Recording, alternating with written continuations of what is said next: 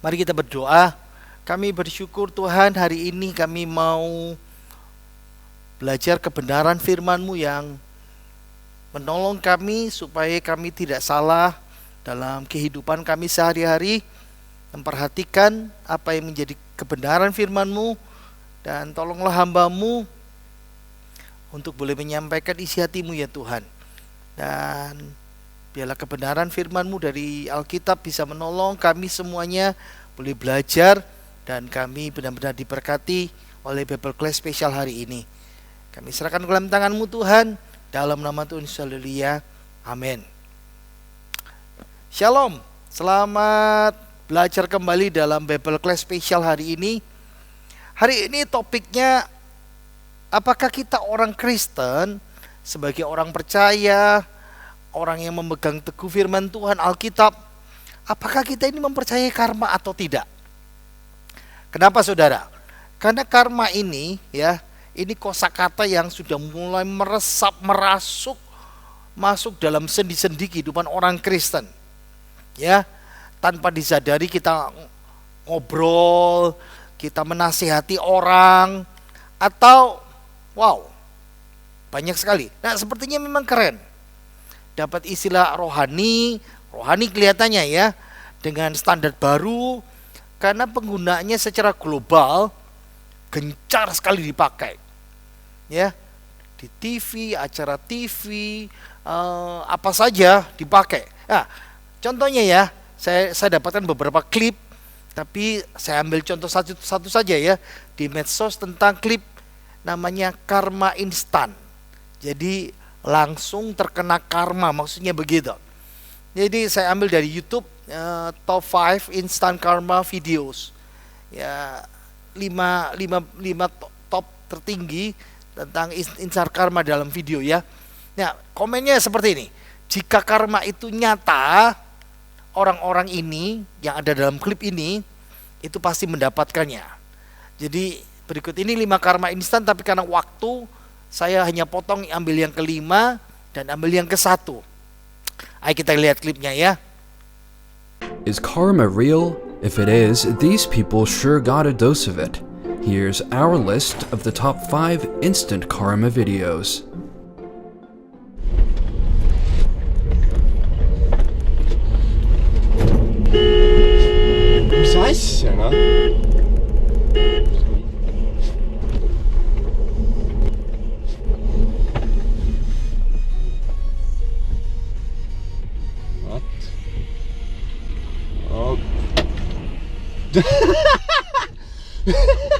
Oh ja. Is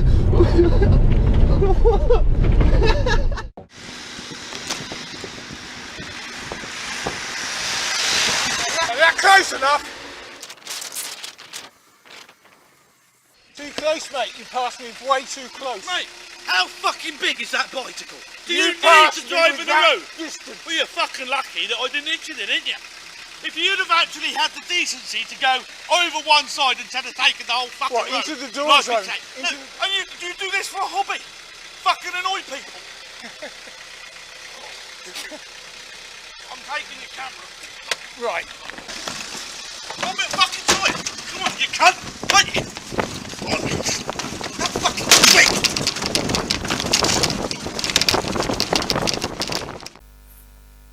Nah, karma itu kadang-kadang menjadi kata-kata bijak yang menjadi status. Saudara lihat Nah, terkadang kamu harus ikhlas dan membiarkan karma mengambil alih. Ada lagi, balas dendam terbaik adalah move on dengan bahagia dan membiarkan karma membereskan sisanya. Karma itu ada, walaupun datangnya nggak saat itu juga. Jadi beberapa orang Kristen, ingat saya kan tadi itu kan bilang kosakata ini mulai masuk meresap, mulai percaya dan mulai pakai istilah karma ini.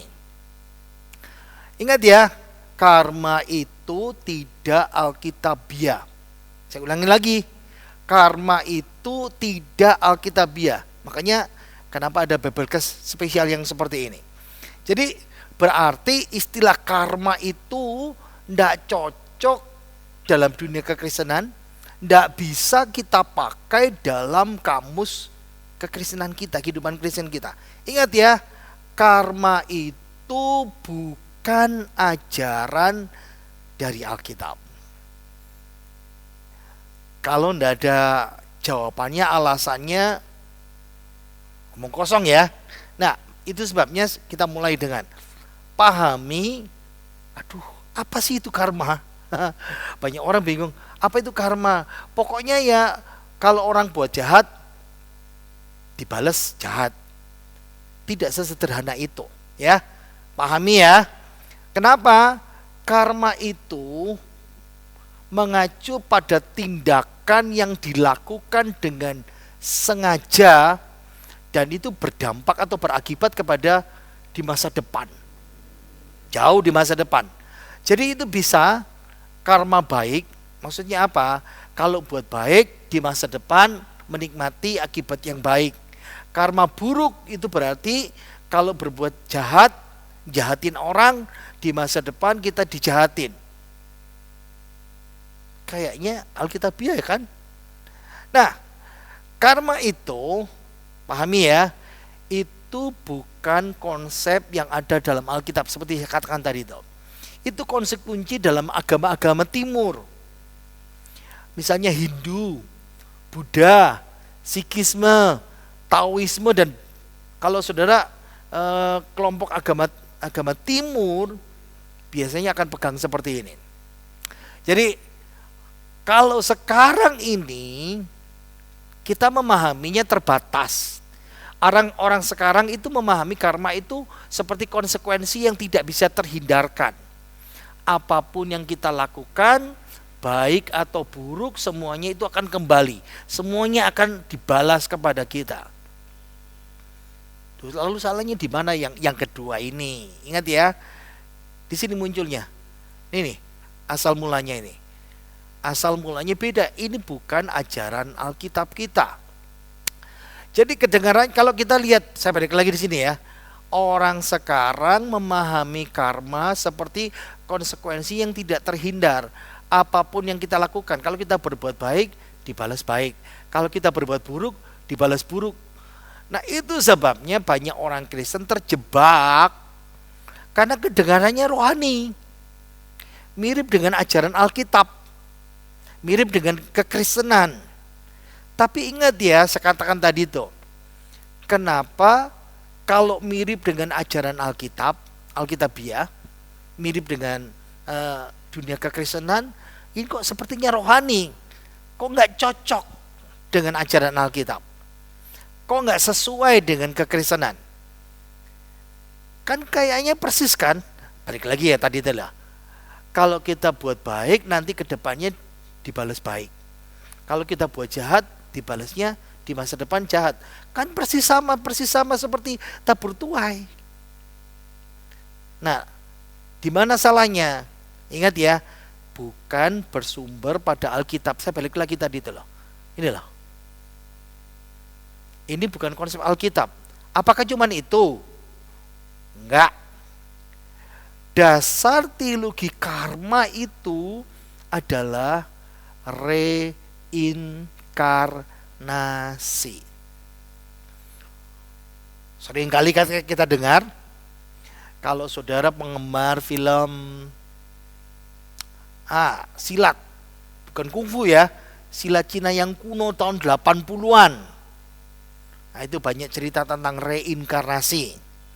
Nah, kalau saudara penggemar film India, saya nggak pernah lihat ya, ya pernah sih 1-2 kali lihat sekilas-sekilas. Tak masalahnya Cina termasuk agama timur, India termasuk agama timur. Jadi pasti punya prinsip-prinsip itu yang kadang-kadang dimasukkan dalam film. Jadi apa sih reinkarnasi itu? Nah, reinkarnasi itu dari kata Latin.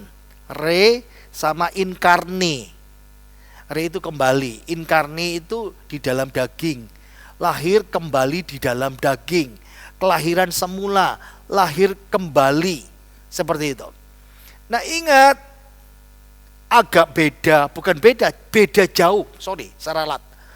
berbeda jauh konsep kelahiran baru kita dengan konsep reinkarnasi itu beda, nggak sama. Jadi reinkarnasi itu bukan lahir baru dalam kekristenan, beda jauh. Kenapa? Lahir baru itu ya, ingat ya, kita dilahirkan bentuk pasif. Yonatan, saudara, sebutkan nama saudara, kita ini dilahirkan bentuk pasif, bukan melahirkan. Dilahirkan satu kali untuk selama-lamanya oleh Roh Kudus untuk masuk ke dalam kerajaan Allah. Ingat dalam Yohanes pasal 3 Yesus diskusi dengan Nikodemus, kalau kamu tidak dilahirkan dari air dan roh, kalau kamu tidak dilahirkan kembali, kamu tidak dapat masuk dalam kerajaan Allah. Kenapa? Karena kita sudah jatuh dalam dosa. Kita kan punya tubuh, jiwa dan roh. Dan roh kita ini mati, perlu dihidupkan kembali. Dan untuk bisa masuk kerajaan Allah, roh kita harus hidup kembali dari mana? Proses kelahiran baru oleh Roh Kudus. Tapi ini nggak sama dengan reinkarnasi. Pahami ya? Reinkarnasi itu kepercayaan seseorang itu akan mati. Saya kasih contoh saja lah ya. Yonatan misalnya mati, lalu reinkarnasi, bahasa Jawanya terkenal nitis kembali, menitis atau reinkarnasi dalam, bukan bentuk Yonatan ini, tapi dalam bentuk misalnya orang lain. Dan itu proses yang terjadi berulang-ulang. Lain dengan lahir baru. Yonatan selama dalam dunia dilahirkan baru oleh Roh Kudus. Yonatan yang ini masih sama. Lain dengan reinkarnasi, bukan Yonatan ini, karena siklusnya seperti ini. Lihat ya. Yonatan lahir. Saudara dan saya lahir. Lalu kita hidup. Lalu kita mati. Nah, reinkarnasi di sini ada proses. Lalu Yonatan dilahirkan lagi, tapi bukan Yonatannya, jiwa Yonatan saja. Nanti kita lihat ya. Jadi yang dilahirkan itu bukan fisiknya Yonatan ini, sebagaimana Yonatan sekarang ini, tapi jiwanya Yonatan saja. Jadi yang lahir itu jiwa orang itu, lalu mengambil wujud tertentu sesuai dengan karmanya di masa lalu, sesuai dengan hasil perbuatannya di masa lalu.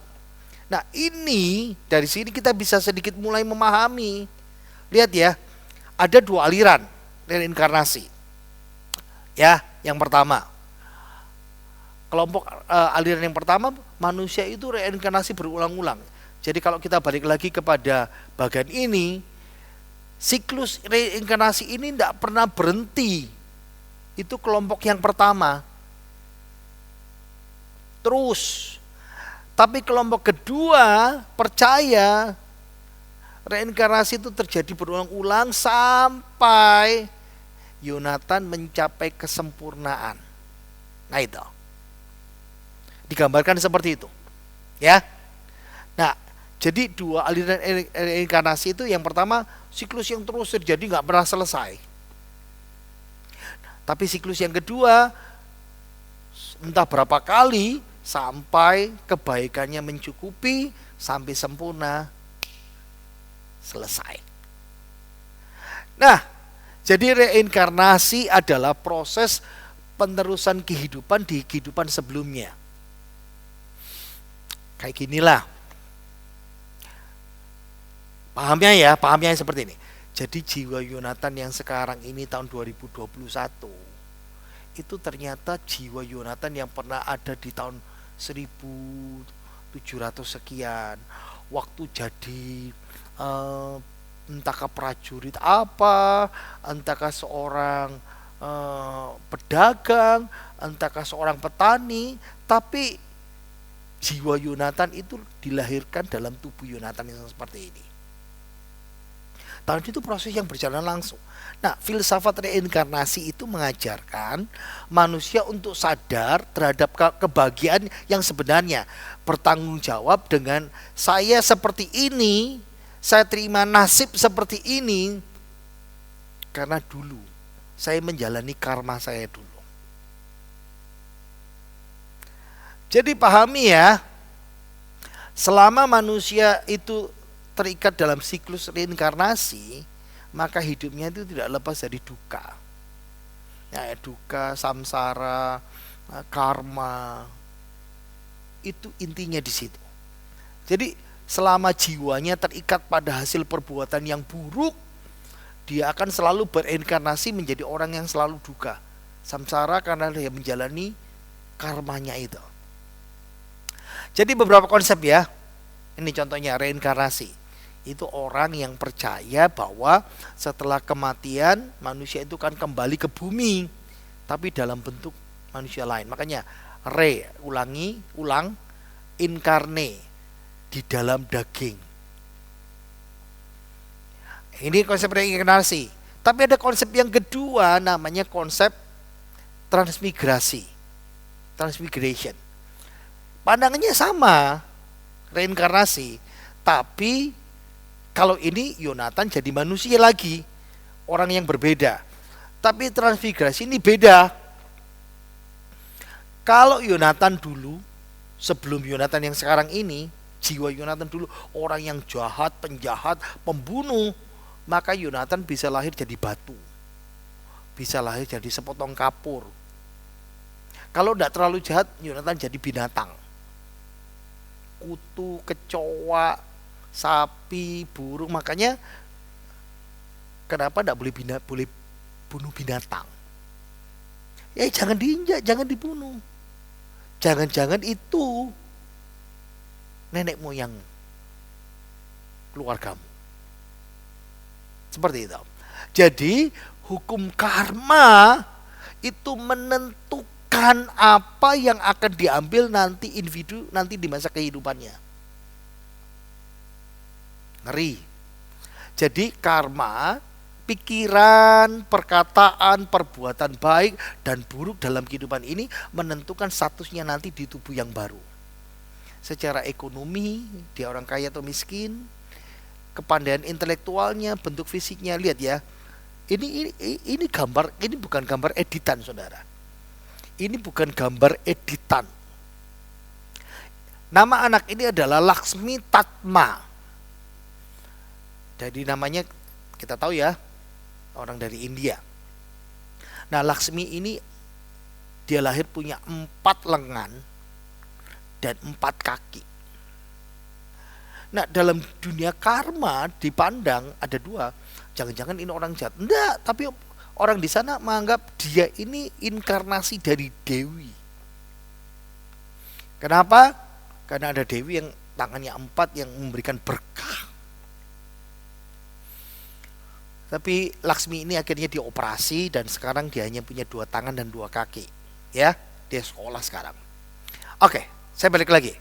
Jadi keadaan kita sekarang di dunia ini, karma yang dijalani ini hasil tindakan, niat yang dilakukan kehidupan sebelumnya. Saya kasih 2 contoh ya. Lihat sandalnya ini, celananya, sepatunya, ya celananya. Ini.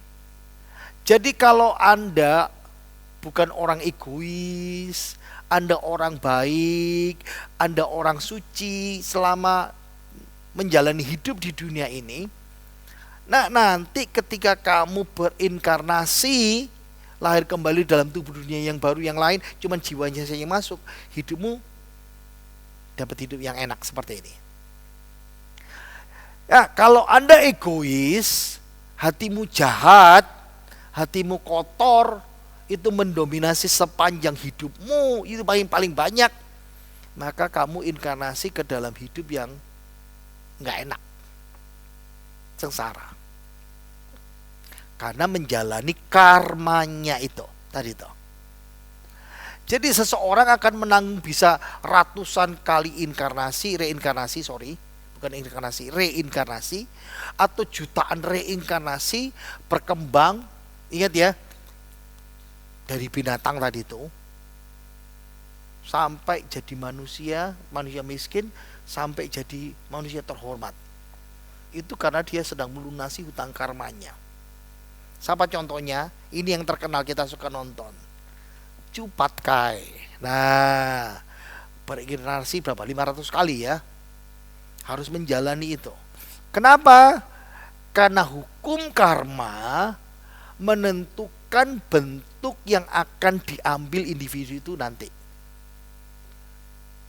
Ini guyonan ya, guyonan. Jadi malaikat bilang, kamu nanti berinkarnasi jadi mayfly, ini capung. Ini lalat capung yang hidupnya umurnya cuma 24 hari. Ini bercanda ya. Mayfly itu yang seperti ini. Nah, ini cuma bercanda saja. Apalagi yang mengakui seperti ini ya, kelompok panteisme. Ini yang paling banyak di Indonesia. Makanya kenapa orang Indonesia paling banyak percaya namanya karma. Ada acara TV, ada status, dan ingat ya, kosakata ini mulai merasuk dalam dunia orang Kristen. Karena kita punya latar belakang dulu bangsa kita panteisme. Pan itu segala, theos itu Allah. Jadi pandangan yang mengatakan Allah itu kekuatan alami. Alam semesta ini Allah adalah alam semesta. Jadi pohon bisa jadi Allah, batu bisa jadi Allah, binatang bisa jadi Allah, matahari itu Allah, langit itu Allah, api itu Allah, apa saja bisa jadi Allah. Sekarang pertanyaan saya buat saudara, kalau bicara Alkitab dan karma itu lekat dengan inkarnasi ya. Bisa enggak Alkitab, doktrin Alkitab, apa yang dikatakan oleh Tuhan Yesus bisa dinikahkan dengan doktrin agama timur ini? Nggak bisa. Nggak bisa. Ada orang bantah, loh sepertinya Alkitab itu mendukung karma loh. Nih buktinya, murid-murid Tuhan Yesus itu sepertinya percaya tentang karma. Lihat ya gambar ini ya, murid-muridnya mengelilingi dan ada orang sakit yang disembuhkan. Siapa orang sakit itu? Pelan-pelan kita lihat ya. Jadi murid-murid Tuhan Yesus itu sepertinya percaya karma. Nah, cerita gambar ini dari Yohanes 9 ayat 1 dan 2. Saya bacakan ya. Waktu Yesus sedang lewat, ia melihat, saya kasih warna kuning, seorang yang buta sejak lahirnya. Saya katakan lagi, seorang yang buta sejak lahirnya. Murid-muridnya bertanya kepadanya, Rabi, siapakah yang berbuat dosa? Orang ini sendiri, atau orang tuanya, sehingga ia dilahirkan buta. Nah, kalau orang ini lahir buta dan sekarang dilahirkan buta, berarti dosa yang mana dia buat? Itu kan berarti dosa yang dia buat di masa lalu. Nah, kalau murid-murid Tuhan Yesus berkata begini, berarti orang yang buta dilahirkan buta ini karena dia bawa dosanya masa lalu. Ada yang berkata, oh enggak, itu dosa yang dilakukan di kandungan. Oke, pelan-pelan ya. Saya suka, ini kan ayat 1 dan 2 pertanyaan murid. Sekarang ayat 3. Jawab Yesus, bukan dia dan bukan juga orang tuanya, tetapi karena pekerjaan-pekerjaan Allah harus dinyatakan di dalam dia. Jadi orang ini buta bukan karena karma, karena Yesus dengan tegas menegaskan tidak ada karma dalam Alkitab. Gak boleh percaya karma. Jadi Tuhan Yesus itu menyangkali kenapa orang ini cacat, buta sejak lahir, tidak ada hubungannya dengan dosa masa lalu. Karena tidak ada karma itu. Ini jawaban Tuhan Yesus mengakhiri betul-betul tidak ada konsep karma. Ya. Ada lagi yang berkata, loh ada reinkarnasi lagi loh dalam Alkitab. Lihat ya, Matius 17 itu ayat 10 sampai 12. Itu ceritanya Yohanes Pembaptis dihubungkan dengan reinkarnasinya Elia. Itu kan reinkarnasi Yohanes Pembaptis itu. Ingat ya, karena terbatas waktu kita ya, ayat ini tidak berkata bahwa Yohanes Pembaptis adalah reinkarnasinya Nabi Elia di Perjanjian Lama. Tapi Yohanes Pembaptis sedang menggenapi kedatangan Elia yang membuat hati bapak-bapak berbalik kepada anak-anaknya, supaya umat Israel percaya kepada Yesus sebagai Tuhan dan Juru Selamat. Ditegaskan. Bahkan Yohanes sekalipun ketika dia didatangi, orang-orang datang bertanya secara khusus, apakah kamu Elia? Yohanes Pembaptis berkata, bukan. Jadi jelas sekali ya, ingat ya, 2 Raja-Raja pasal 2, Elia tidak pernah mati. Dia diangkat hidup-hidup ke sorga, berarti tubuhnya sekarang disimpan Tuhan di sorga. Nah, dalam model reinkarnasi, ingat ya, orang harus mati baru bisa reinkarnasi. Tapi Elia nggak pernah mati. Terus saya teruskan ya. Ketika Musa dan Elia muncul bersama Yesus di Gunung Tabor, dipermuliakan di atas gunung. Lihat ya, kalau Yohanes Pembaptis reinkarnasinya Elia, ingat ya, Yohanes Pembaptis sudah muncul lalu dipenggal mati, berarti yang muncul bukan Elia, harus reinkarnasinya siapa? Yohanes Pembaptis.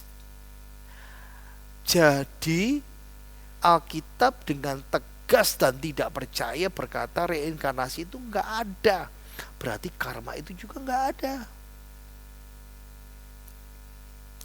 Oke, sekarang kita lihat ya, karma dan reinkarnasi. Apa tanggapan kita dalam Alkitab? Yang pertama, argumentasi logis saja, ya, argumentasi logika. Apa logika kita berkata ini? Sejarah itu, ingat ya, reinkarnasi itu berarti dunia itu berputar. Kayak ginilah, jiwa Yonatan itu ada di abad ke-5, reinkarnasi lagi abad ke-6, abad ke-7, abad ke-8. Berarti sejarah itu berputar enggak? Atau sejarah itu linier, berjalan terus? Lihat ya, penganut sejarah, penganut reinkarnasi. Nah ini semuanya yang keluar ini. Nah penganut sejarah linier, Yahudi, Kristen, dan Islam. Logika saja, apakah sejarah berputar atau sejarah itu linier? Yang kedua, Alkitab, argumentasi Alkitab. Ada 3 hal ya. Yang pertama, hati-hati penyesatan iblis. Ada banyak orang Kristen, ada beberapa orang Kristen mulai percaya karma, doktrin daripada reinkarnasi. Ini Gallup poll tahun 2005. Bayangkan ya, ini survei yang diadakan oleh Gallup. 1 dari 5 orang Amerika percaya akan adanya reinkarnasi. Ini tahun 2005. Saya mulai cari lagi ya. Ini statistika.com. Amerika Serikat, seberapa kuat percaya pada konsep karma? Lihat ya, ada 21% orang percaya sangat kuat, agak kuat 34%, tidak terlalu kuat, tapi yang tidak percaya karma cuma 10%. Itu orang Amerika yang tidak punya latar belakang panteisme seperti kita. Nah kita orang Indonesia yang punya nenek moyang kita punya latar belakang panteisme. Ayo, jawab jujur. Selama ini saudara percaya karma enggak? Enggak percaya, tapi suka pakai. Tanpa sadar kita melontarkan, kita ngomong dan bicara masalah karma itu. Ingat ya, ayo kita baca 1 Petrus pasal 5 ayat yang ke-8.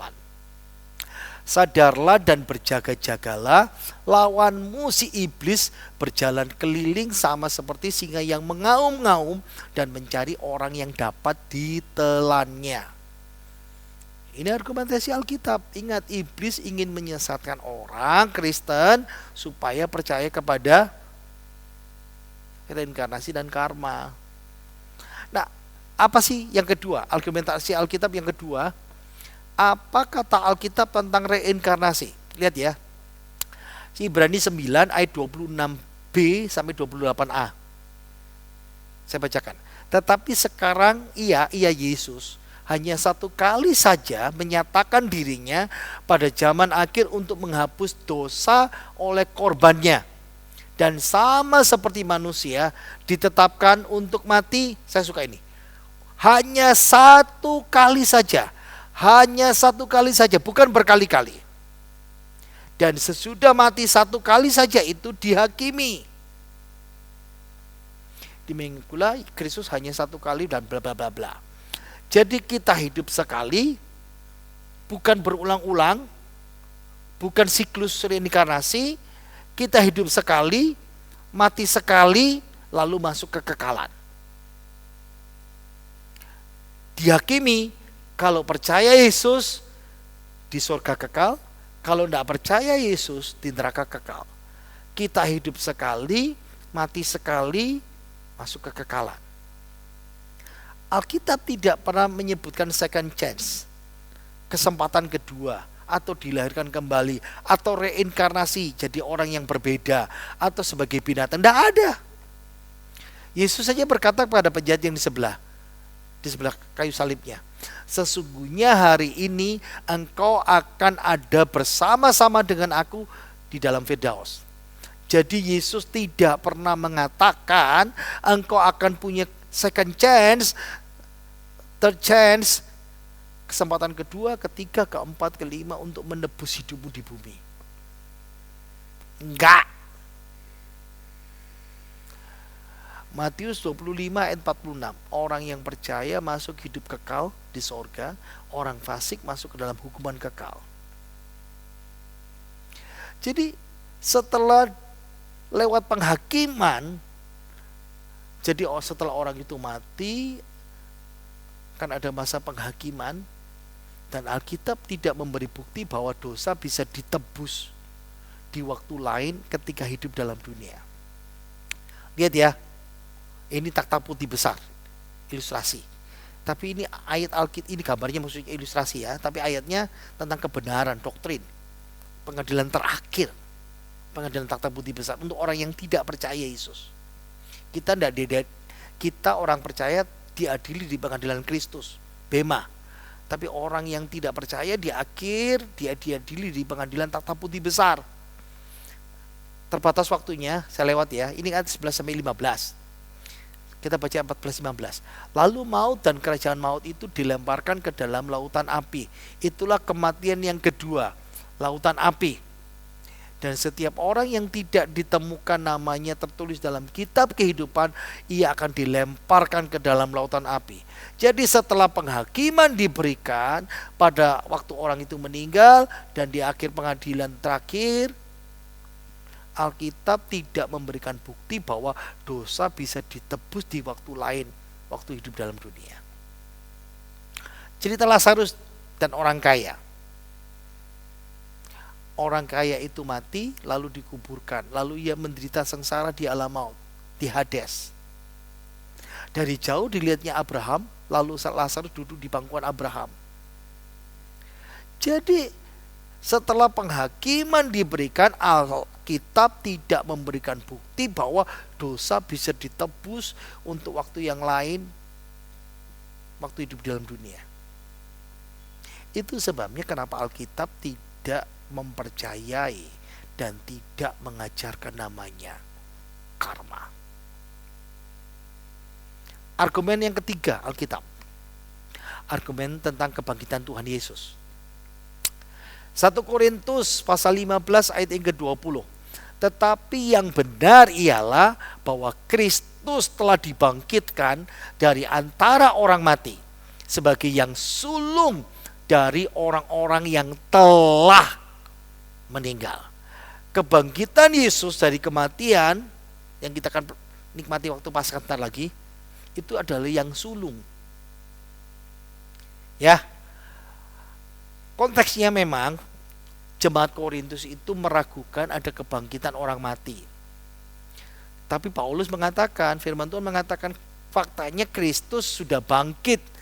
Dan itu menjawab penolakan beberapa orang Korintus yang menolak mempercayai ada kebangkitan orang mati. Tapi dalam konteks tentang apa yang kita pelajari sekarang ini, saya mau hubungkan dengan karma dan reinkarnasi. Berarti kalau Yesus adalah bangkit, Yesus adalah sulung, itu ide perjanjian lama digambarkan. Tidak ada yang lebih dulu bangkit dari kematian selain Yesus, karena Yesus adalah sulung. Itu ide perjanjian lama, buah sulung. Nah, kayak gini ya, ada latar belakang perjanjian lama namanya hari raya buah sulung. Jadi misalnya ya, saya orang Israel di masa perjanjian lama, saya punya buah zaitun, saya punya gandum. Nah, buah yang pertama yang saya sabit, kalau gandum, atau buah yang pertama saya petik, itu namanya buah sulung. Nah, buah itu saya persembahkan kepada Allah di bait Allah, di tempat kudusnya, sebagai persembahan saya. Jadi harus dipahami ya, ini namanya buah sulung atau buah yang pertama dipersembahkan kepada Tuhan. Saya balik lagi di sini. Yesus adalah yang sulung, buah yang pertama yang bangkit. Oke, sedikit agak menyimpang karena banyak yang dia mengajarkan buah sulung itu beda ya. Ingat ya, Tuhan itu tidak serakah. Tuhan namanya buah sulung itu, Tuhan tidak minta semuanya. Dia hanya minta satu berkas. Jadi jangan sampai saudara salah mengerti tentang buah sulung itu. Satu berkas ini yang dilambai-lambaikan di hadapan Tuhan, buah sulung itu. Nah, nanti di waktu kemudian setelah mereka panen, dari panenan itu dipersembahkan yang terbaik, 1/10 kepada Tuhan. Buah sulung bukan berarti semuanya, sebagian. Makanya kalau saudara memberikan persembahan buah sulung, Tuhan tidak serakah. Kalau saudara diajari pendeta-pendeta yang serakah, kasih semuanya, ya, sebagian, dan nanti yang wajib adalah yang terbaik, 1/10 dari itu. Jadi pahami, kebangkitan Kristus adalah yang sulung, itu gambaran pendahuluan, seperti down payment, seperti uang muka. Nanti kalau kita di masa depan, kita akan dibangkitkan sama seperti Yesus. Kebangkitannya itu beda. Jadi teologi reinkarnasi, teologi karma itu beda jauh dengan kekristenan. Kenapa? Karena kebangkitan Kristus itu buah sulung, dan itu berarti akan di masa depan kita akan punya tubuh baru sama seperti Yesus di masa depan. Jadi kebangkitan kita nanti di masa depan, kita dikasih satu tubuh baru. Dan Alkitab tidak pernah menyebutkan reinkarnasi dan atau berapa banyak tubuh seperti itu. Pahami ya. Argumen yang berikutnya, yang keempat, namanya argumen filosofis. Argumen filosofisnya kenapa? Reinkarnasi itu berarti fatalistik dong. Nasib sudah ditentukan. Reinkarnasi itu membuat orang tidak peduli. Reinkarnasi itu berarti kita tidak punya harapan bahwa kejahatan itu akan dihancurkan. Itu sebabnya namanya dualisme. Kebaikan dan kejahatan selalu bersama-sama. Tidak ada dalam Alkitab itu. Alkitab mengatakan iblis akan ditangkap dan dimasukkan ke dalam jurang maut, dimeteraikan. Memang di akhir 1000 tahun dilepaskan, tapi setelah itu dia ditangkap dan dihukum sampai selama-lamanya. Wahyu 21:22. Di kekekalan surga baru, bumi baru, Yerusalem baru, tidak ada yang najis, kotor, tidak ada. Semua tidak ada kejahatan. Beda sama Alkitab. Reinkarnasi itu berarti buat hidup kita tidak konstan. Pembenaran bahwa bisa kejahatan bisa menang. Berarti kita bisa menyalahkan Tuhan untuk semua kejahatan. Dan percaya bahwa kejahatan itu abadi. Oke, coba lihat bagian ini ya. Apa beda reinkarnasi dengan kebangkitan? Reinkarnasi itu mengajarkan bahwa perpindahan jiwa terjadi dalam berbagai kehidupan. Makanya ada menjalani karmanya, menjalani samsaranya itu. Tapi kebangkitan mengatakan tidak, hanya satu kali.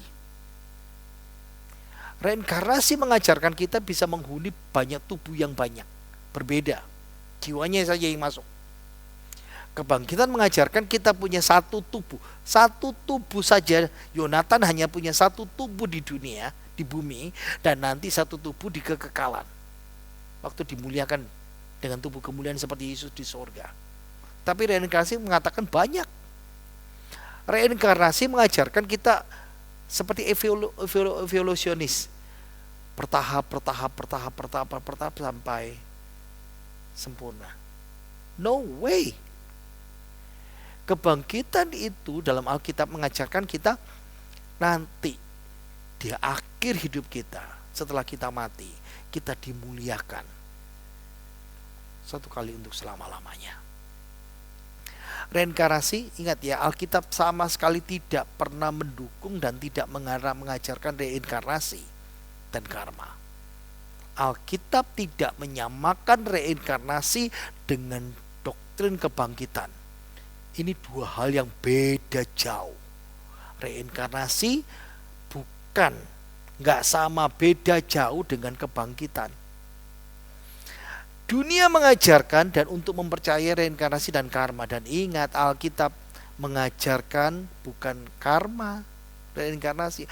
Allah mengajarkan tabur tuai dan anugerah. Sekarang saya mau bicara beda tabur tuai dengan karma ya. Lihat, karena kebanyakan orang Kristen slipnya itu di sini, menyamakan karma dengan tabur tuai. Nggak sama, bro. Ingat ya, ceritanya dari pertama runtut tadi itu dasarnya sudah beda, ajarannya beda, pahamnya beda. Hanya di permukaan kelihatannya sama. Tabur tuai yang umum dipahami seperti ini ya. Mazmur 126 ayat 5. Orang yang menabur dengan mencucurkan air mata akan menuai dengan sorak-sorai. Jangan sesat, Allah tidak membiarkan dirinya dipermainkan, karena apa yang ditabur orang itu juga akan dituainya. Nah, ini yang kelihatannya di permukaan hampir sama seperti karma. Galatia, tadi kan ayat 7, sekarang kita baca ayat 8 ya, 2, 3. Sebab barang siapa menabur dalam dagingnya, ia akan menuai kebinasaan dari dagingnya. Tetapi barang siapa menabur dalam roh, ia akan menuai hidup yang kekal dari roh itu. Jadi penerapan tabur tuai dalam hidup sehari-hari sekarang ini, tapi juga di kekekalan. Tapi sekali, bukan berkali-kali, seperti diajarkan oleh karma itu.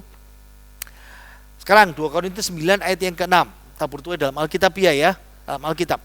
Camkanlah ini. Orang yang menabur sedikit akan menuai sedikit juga, dan orang yang menabur banyak akan menuai banyak juga. Nah, ini penerapan. Kalau engkau memberi sedikit, memberi kepada Tuhan, kepada gereja, kepada hamba Tuhan, memberi kepada orang lain, sedikit menuai sedikit. Kalau engkau menabur banyak, engkau akan menabur banyak juga. Kayak ginilah gambarannya ya. Satu biji jagung ditanam, tanaman tumbuh, keluarnya 2 bonggol jagung, ada yang 3, minimal 1. Ratusan biji, satu menghasilkan ratusan. Nah, itu prinsip tabur tuai. Bisa lihat ya, kan beda. Karma, kamu buat baik, nanti kamu dibalas baik. Seimbang. Tabur tuai beda. tabur tuai itu beda dengan karma. Karena tabur tuai dalam pikiran manusia bisa salah. Ini ayat ini ya, ini tuduhannya Elifas pada sahabatnya Ayub. Ayo kita lihat ya. Ayub 4 ayat ke-8. Ini Elifas sahabat Ayub, orang Teman, ngomong sama Ayub. Waktu Ayub dia sengsara, sakit, kehilangan hartanya, anaknya mati, sekarang sakit. Lalu Elifas berkata begini, yang kulihat ialah bahwa orang yang membajak kejahatan, berarti dia nuduh Ayub jahat, dan menabur kesusahan, ia akan menuainya juga. Berarti Elifas sekarang menuduh Ayub, kamu tabur tuai. Tapi Alkitab berkata enggak. Ayub bukan menderita karena tabur tuai, tapi karena Allah mengizinkan iblis untuk mencobai Ayub. Nah, tabur tuai beda lagi ya. Lihat ya, ini Lukas 12 ayat 24. Perhatikanlah burung-burung gagak yang tidak, nah lihat ya, menabur dan tidak menuai, tidak punya gandum atau lumbung, namun demikian diberi makan oleh Bapamu.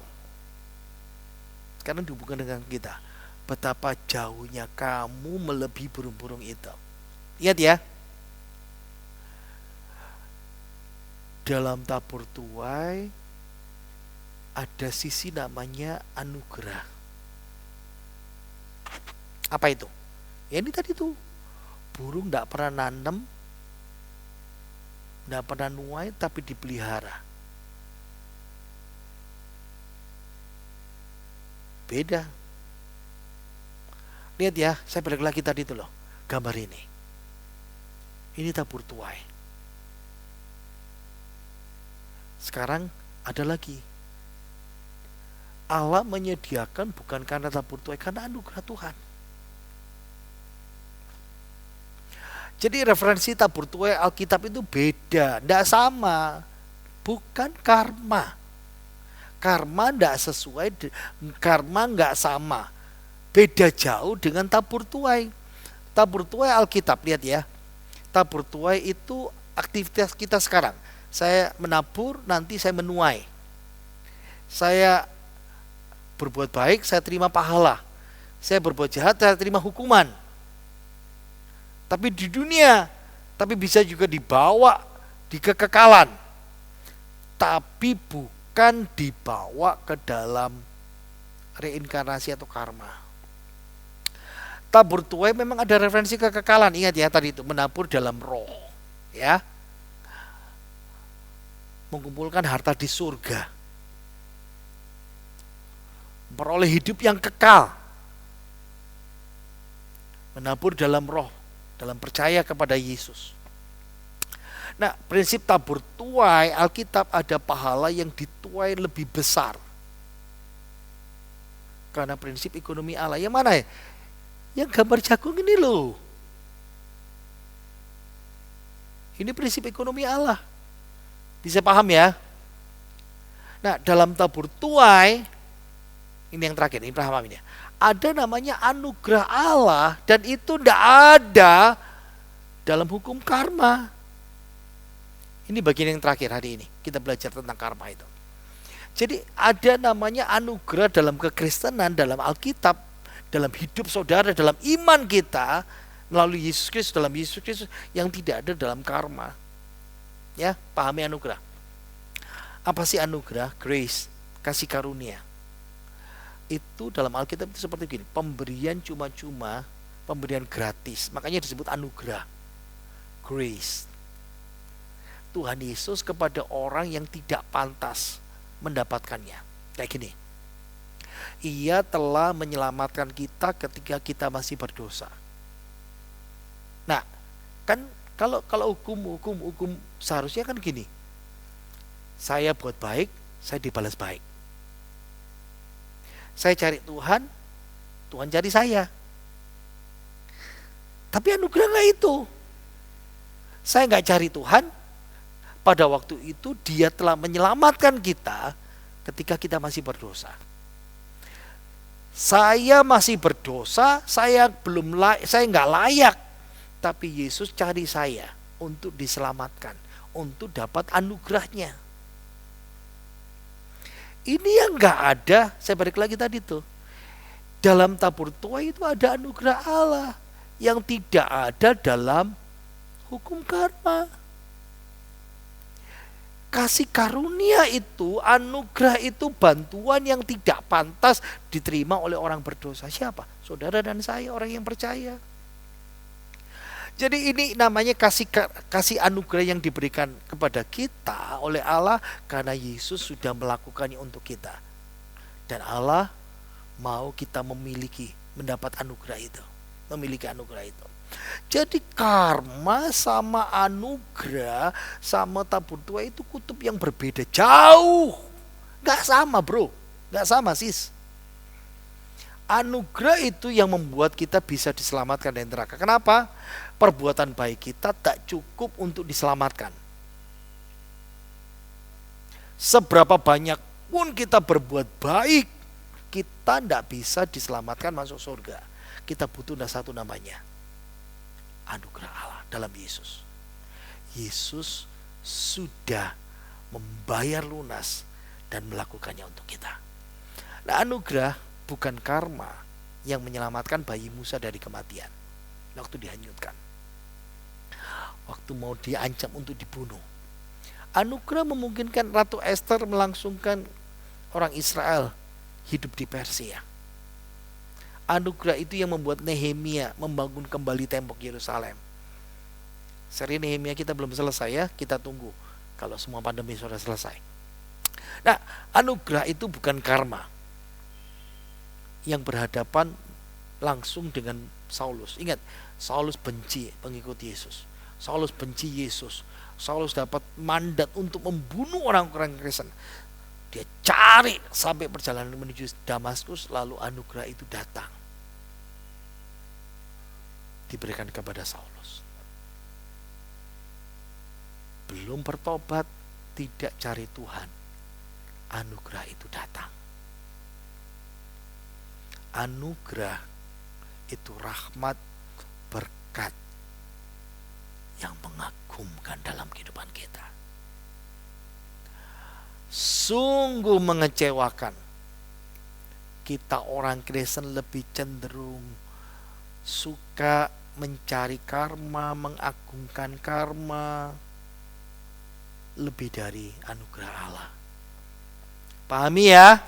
Ayo kita baca Efesus 2 ayat 8 dan 9. Sebab karena kasih karunia kamu diselamatkan oleh iman. Itu bukan hasil usahamu, tetapi pemberian Allah. Itu bukan hasil pekerjaanmu. Jangan ada orang yang memegahkan diri. Bukan karena karma kita diselamatkan. Bukan karena usaha, tapi itu anugerah. Harus diingat, karena anugerah lewat kematian Yesus di kayu salib. Sisi Allah ya, sisi kita kan beriman. Menghasilkan hidup yang kekal bagi kita. Karma sama sekali tidak pernah mengenal namanya kasih karunia anugerah Allah ini. Konsep reinkarnasi, konsep karma tidak sejalan dalam Alkitab. Yang diajarkan Alkitab entah tentang kehidupan kita, entah tentang kematian kita, entah tentang tabur tuai kita, tentang keselamatan kita. Anugerah, apalagi anugerah Allah, tidak ada sama sekali. Tidak ada semuanya. Katakan tidak pada karma. Jangan percaya lagi kepada karma. Jangan pakai istilah karma lagi. Kenapa? Karena karma itu tidak alkitabiah. Lebih baik saudara pakai istilah apa? Tabur tuai. Mari kita berdoa. Bapa kami dalam sorga, terima kasih. Hari ini kami belajar prinsip kebenaran-Mu. Apakah karma itu cocok untuk Kristen, orang percaya? apakah kita percaya karma? Dan hari ini kami belajar kebenaran firman-Mu yang membuat mata kami terbuka. Kami percaya Engkau Allah yang luar biasa. Memberkati kami semuanya, berikan pengertian yang dalam kehidupan kami. Dan biarlah kebenaran firman menjadi kekuatan dalam kehidupan kami semuanya. Mari kita buka tangan kita. Kita mau terima berkat dari Tuhan kita Yesus Kristus. Kiranya berkat damai sejahtera dari Allah Bapa kita dan kasih sayang daripada Tuhan Yesus Kristus dan persekutuan Roh-Nya yang kudus menyertai hidup saudara mulai hari ini sampai selama-lamanya. Berkatilah hidup kita, pekerjaan kita, rumah tangga kita, anak cucu menantu kita, kesehatan kita, ibadah pelayanan kita, gereja Kristus Hayat kita, dan hidup kita mulai hari ini dan sampai selama-lamanya. Terimalah berkat melimpah dalam nama Tuhan Yesus, dan kita semua yang percaya berkata amin. Tuhan Yesus memberkati kita semuanya. Jangan lupa memberikan persembahan ya.